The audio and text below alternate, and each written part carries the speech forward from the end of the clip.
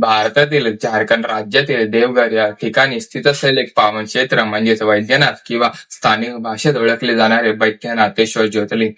तर नमस्कार मित्रांनो, 12 सोमवार 12 ज्योतिर्लिंग ह्या आपल्या सिरीज मध्ये तुमच्या सर्वांचं पुन्हा एकदा स्वागत आहे. व आपला आता ज्योतिर्लिंग आहे तो म्हणजे वैद्यनाथेश्वर ज्योतिर्लिंग. या ज्योतिर्लिंगाची कथा जाते ती म्हणजे त्रेता युगामध्ये जेव्हा रावण यांनी महादेवाची कठोर तपश्चर्या केली होती व त्या तपश्चर्येवरती महादेव प्रसन्न होत नव्हते व त्यांना प्रसन्न करण्याकरिता रावणाने आपले एक एक करून सर्व शिर अर्पण करण्यास सुरुवात केली. रावणाने एकूण 9 शिर अर्पण केले होते व जेव्हा त्याच्या 10व्या शिराची वेळ आली तेव्हा महादेव हे त्याच्या समोर प्रकट झाले व त्यांनी रावणाला वर मागण्यास सांगितले. रावणाने वर मागितला की त्याला असे शिवलिंग पाहिजे जे की तो आपल्या राज्यामध्ये स्थापित करू शकेल व ते स्थापित झाल्यानंतर त्याच्या राज्यामध्ये कोणतीही बाधा व त्याचा राज्य कधीही पराजित झाला नाही पाहिजे. देवाने त्याचे हे वर मान्य केले व त्याचबरोबर एक अट ठेवली की ज्या वेळेस हे शिवलिंग जमिनीला स्पर्श करेल त्याच वेळेस त्याच ठिकाणी हे शिवलिंग स्थापित होईल.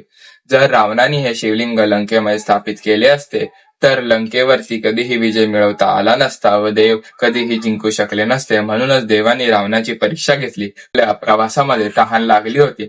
त्याच वेळेस श्री विष्णू एका लहान बालकाच्या स्वरूपामध्ये आले.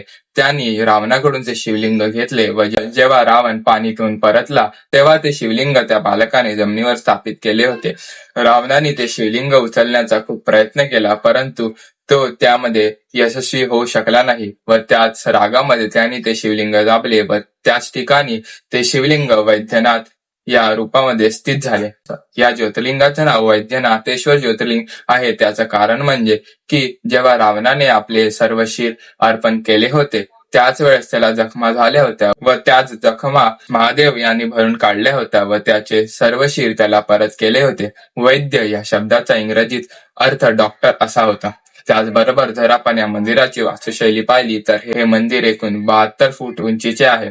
या मंदिरामध्ये दरवर्षी श्रावण महिन्यामध्ये लोक कावड यात्रा करून दर्शन घेण्यास येतात.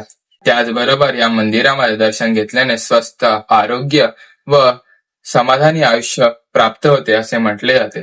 तर मित्रांनो, आपल्या आजच्या या व्हिडिओ पुरते एवढंच. भेटूया आपण पुढच्या सोमवारी एका नवीन ज्योतिर्लिंगाच्या कथेसोबत, इतिहासासोबत. तोपर्यंत जय श्री महाकाल.